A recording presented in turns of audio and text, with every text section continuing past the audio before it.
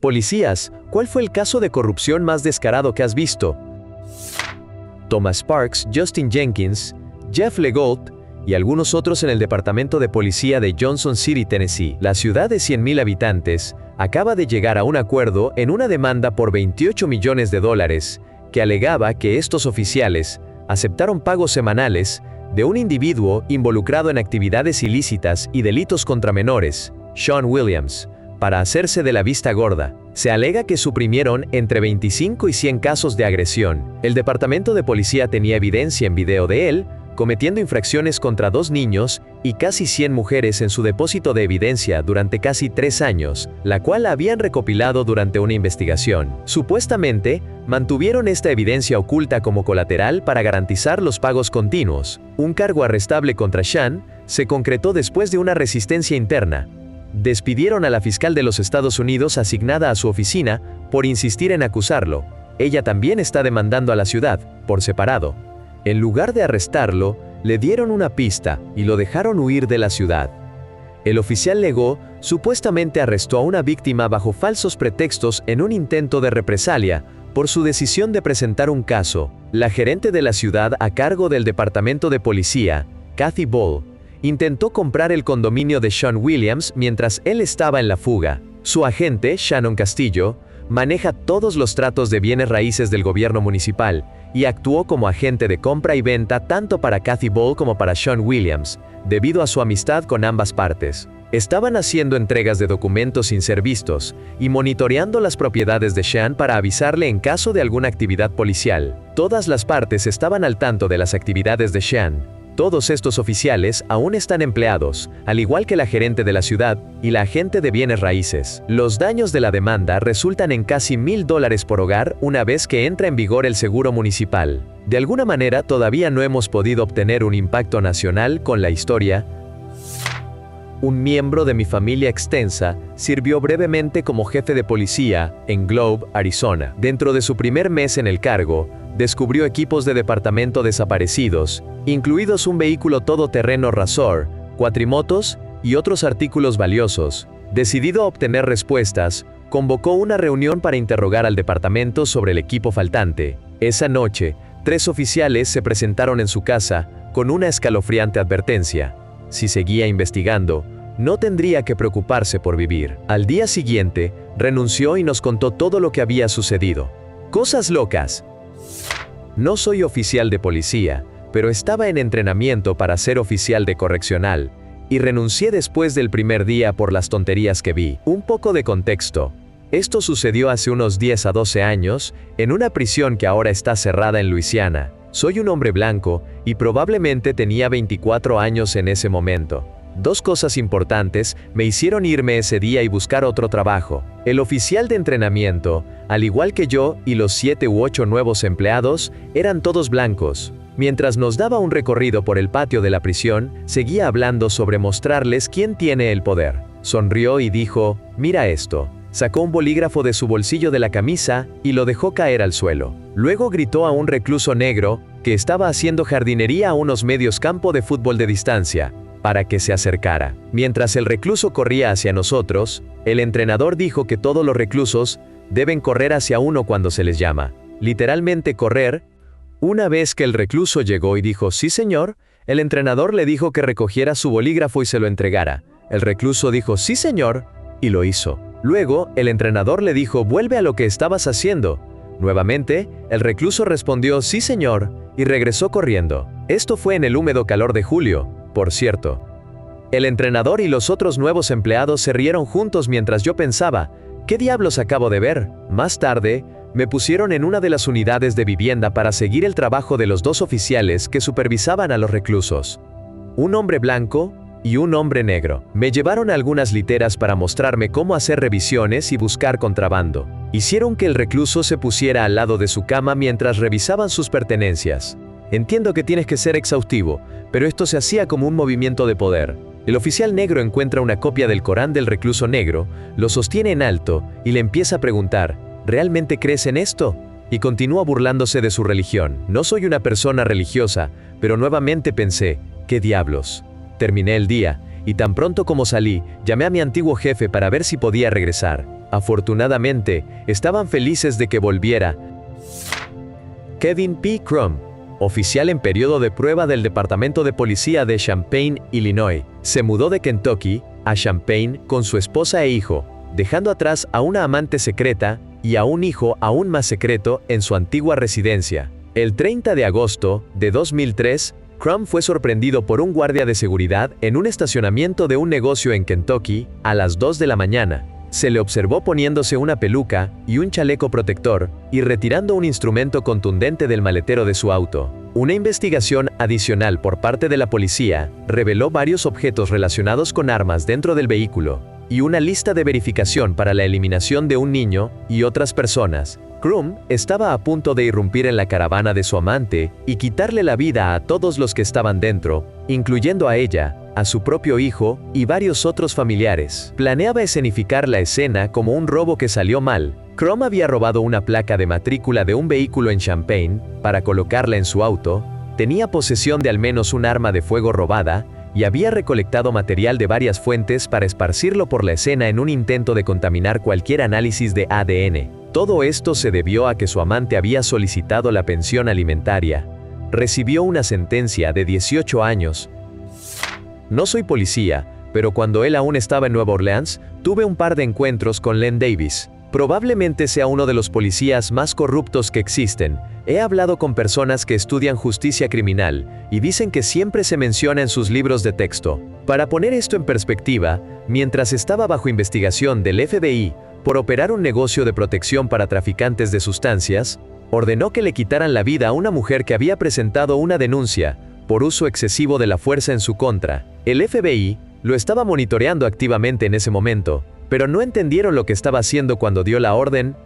Una vez que se dieron cuenta, desafortunadamente después de que se cometió el homicidio, terminaron su propia investigación para poder concentrarse en el caso. Fue condenado a muerte, pero recibió una conmutación por parte de Biden a una cadena perpetua sin posibilidad de libertad condicional. De hecho, está luchando contra eso porque tiene más opciones de apelación si enfrenta la pena de muerte, pero si puede hacer eso, todavía se está discutiendo en los tribunales. Independientemente, es poco probable que alguna vez sea liberado o olvidado. No soy yo, pero un chico con el que estuve en el entrenamiento básico tenía esta historia en 2011. Él había sido policía en Ferguson, Missouri. Renunció y se unió a la Fuerza Aérea para conseguir un trabajo más seguro. Según su relato, fue testigo de cómo su compañero senior tiró contra un grupo de adolescentes. El oficial presentó un informe alegando que ellos le apuntaron con un arma a su patrulla. Mi amigo intentó presentar una queja y le dijeron que cerrara la boca o terminarás en serios problemas. La implicación era que iban a mandarlo a otra vida y culpar a alguien local al azar. Y luego, irían a hacer lo mismo con esa persona. Así que renunció y se enlistó. Cuando estallaron los disturbios en Ferguson, no les sorprendió, por decirlo menos. No soy un policía, pero solía comprar y vender casas en Florida antes de la crisis de 2006 a 2008. Tomé un proyecto en una comunidad predominantemente afroamericana en Cocoa, Florida, con el objetivo de aumentar los valores de ese vecindario. Una vez que coloqué el cartel de "Se vende", un oficial de policía blanco se acercó para hacer una oferta muy por debajo del valor de mercado, incluso para esa comunidad. Le dije educadamente que se fuera al diablo. Después de que se fue, uno de los vecinos se acercó y me preguntó qué había pasado. Al contarle mi experiencia, me informó que este oficial era propietario de otra casa en el vecindario, que solo se alquilaba a personas con problemas de adicción. Y el resto de los vecinos estaban molestos por eso, y me agradecieron por no venderle la casa. Más tarde verifiqué que el oficial era el dueño de la casa problemática en el sitio web del tasador de propiedades. Edición. Olvidé agregar que, tras el encuentro, los policías de esa ciudad me seguían rutinariamente y eventualmente me multaron por etiquetas expiradas un día después de mi cumpleaños, 3 días antes de que terminara el mes. Siempre renovaba mis etiquetas el último viernes de mi mes de nacimiento, pero no hubo ningún esfuerzo por investigar la casa problemática a 5 casas de distancia de mi proyecto. El abuelo de mis hijos era un policía con un pasado complicado, involucrado en un gran escándalo de corrupción en Nueva Gales del Sur en los años 90, relacionado con algo oscuro del inframundo. Él tuvo una elección: delatar a sus jefes y convertirse en testigo, o enfrentarse a la cárcel. Él eligió la traición, Su familia fue trasladada a otro estado, bajo un programa de protección de testigos por 10 años. Se pagó el alquiler durante ese tiempo, a él y a su esposa se les ofrecieron nuevos trabajos, y tanto ellos como sus hijos recibieron nuevas identidades, entre otras cosas. Después de 10 años, recibió una compensación de $500,000 y ya no formaba parte del programa. Era increíblemente corrupto y sorprendentemente fue recompensado con 10 años sin pagar alquiler y $500,000. No se perdió de nada, viajaron de regreso para ver a su familia con frecuencia. Conocí al hijo, quedé embarazada y él soltó la bomba a los 6 meses. Oye cariño, estoy en el programa de protección de testigos. Mi verdadero nombre es... comillas. Lamentablemente, esa relación no duró. Él ya murió, el abuelo de mis hijos. Una historia que ella tendrá que contarle a sus propios hijos. No soy un oficial de la ley, pero mi mejor amigo sí lo era. Lo empujaron a renunciar porque su teniente falsificó un montón de informes y él no quiso corroborarlos. Ella no respondió cuando él pidió respaldo en una llamada, y luego trató de decir que habían tenido conversaciones telefónicas sobre el incidente, a pesar de que esas llamadas nunca ocurrieron y no existía ningún registro de dichas llamadas. Ella redactó un informe diciendo que él desobedeció órdenes y un montón de otras cosas y lo hizo avanzar en la cadena de mando. Las opciones que le dieron fueron, esencialmente, renunciar por su cuenta o firmar todos sus informes, y ellos lo ayudarían a trasladarse. La misma teniente más tarde fue tras otro oficial que estaba lesionado y había pasado por una cirugía, y trató de demostrar que estaba simulando su lesión haciendo que la gente vigile su casa para atraparlo infraganti. Esa mujer arruinó las carreras de 2 jóvenes oficiales, porque quería más poder y podía. Bueno, es una historia más compleja que solo un policía corrupto. Pasé cerca de 20 años en la policía del Reino Unido. Hay una organización que tiene miembros en la policía del Reino Unido. Fui testigo de un caso, un oficial de alto rango, que aceptó lavar 5.000 libras de dinero de sustancias ilegales para su hija, quien estaba involucrada en la venta de estas. Informé a la unidad de anticorrupción. El tipo fue autorizado a mantener su trabajo y retirarse con una gran pensión. Más tarde descubrí que el oficial de la unidad de anticorrupción, al que informé, también era parte de esta organización. Arresté a otro oficial por agredir a un menor, él también estaba en la misma organización. Me encontré en una posición difícil, y los oficiales que trataron conmigo también formaban parte de esa organización. Doblaban las reglas y rompían políticas para arruinar mi carrera. Todas estas cosas fueron supervisadas en el nivel más alto del servicio, por un hombre que también estaba en esa organización. Todo estaba corrupto. Era un gran creyente, y luché con todas mis fuerzas por hacer lo correcto. Posteriormente, renuncié. Estoy en Irlanda del Norte y esto no me ocurrió a mí, pero tengo una historia que contar. Sucedió en los años 80, y mi mamá conocía a la hermana del hombre que le quitaron la vida. Había un oficial de policía que solía beber en el bar local, y todos lo sabían. Una noche, estaba tan ebrio que casi no podía mantenerse en pie cuando se subió a su auto.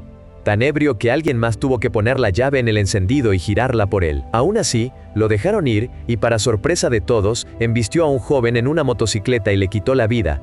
Estaba tan bajo los efectos de sustancias que ni siquiera era consciente de lo que había sucedido, y creo que simplemente se quedó dormido en su auto en la escena. Cuando todo terminó, tras la investigación, mantuvo su trabajo, su licencia y su libertad. Mientras que la familia del hombre que se fue al otro lado fue informada de que solo se trataba de un accidente fortuito, y que nadie tenía la culpa. Todos en la comunidad sabían exactamente lo que había sucedido. El oficial no enfrentó ninguna consecuencia, y eso ni siquiera lo detuvo de seguir conduciendo ebrio. Para mí personalmente, fue esta situación que se desarrolló en un pequeño pueblo en medio de Alabama, que colinda con la carretera interestatal. La versión resumida es que en 2009, el pueblo solo tenía un policía, hablamos de un lugar realmente pequeño, y tenía apoyo de otro pueblo cercano que les proporcionaba recursos, así que no es como si este tipo estuviera sin ayuda. Fue al alcalde, y hizo algunas afirmaciones sobre el pueblo, siendo un refugio para el tráfico de sustancias, y le dieron el visto bueno para expandir el departamento, y le otorgaron el título de sheriff del área. Luego procedió a desatar una locura con controles de velocidad, acusando a la gente de estar involucrada en el tráfico, deteniéndolos de manera cuestionable, cobrando a través de la ciudad por remolcar sus vehículos y confiscando cualquier efectivo o propiedad que encontrara en los vehículos. Muchas de las personas que fueron objeto de esto nunca recuperaron sus vehículos o propiedades confiscadas. Se volvió tan grave que se presentaron múltiples demandas. lo que llevó a la disolución temporal del departamento de policía. Solía trabajar en un restaurante mexicano.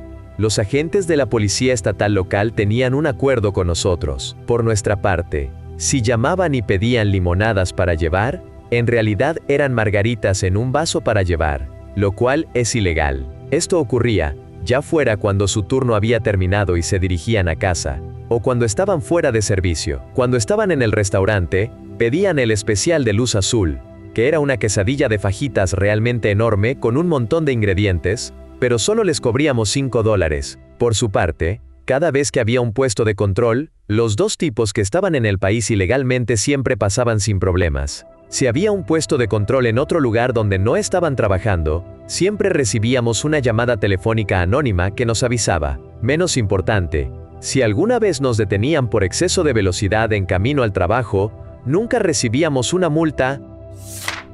Un compañero de trabajo solía ser policía. Estaba al principio de su carrera cuando su supervisor de turno lo recogió para la capacitación del día. Era temprano por la mañana, y el supervisor de turno, que les recuerdo que había estado conduciendo y continuaba haciéndolo, estaba completamente ebrio. El compañero de trabajo renunció al final del día. Consideró reportarlo, pero un abogado le sugirió que la delgada línea azul prevalecería.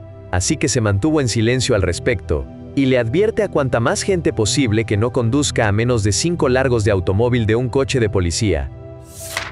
Un sargento de policía local solía ser inspector de funerarias, pero perdió su trabajo por cosechar los cerebros de sus clientes a cambio de dinero. La investigación federal indicó que ganó al menos $150,000 de esto, desde finales de los años 90 hasta principios de los 2000. También tenía un grupo de adolescentes trabajando para él, y después de 6 semanas de trabajo decidió no pagarles, sin enfrentar repercusiones. Sin embargo, lo más importante es lo de los cerebros.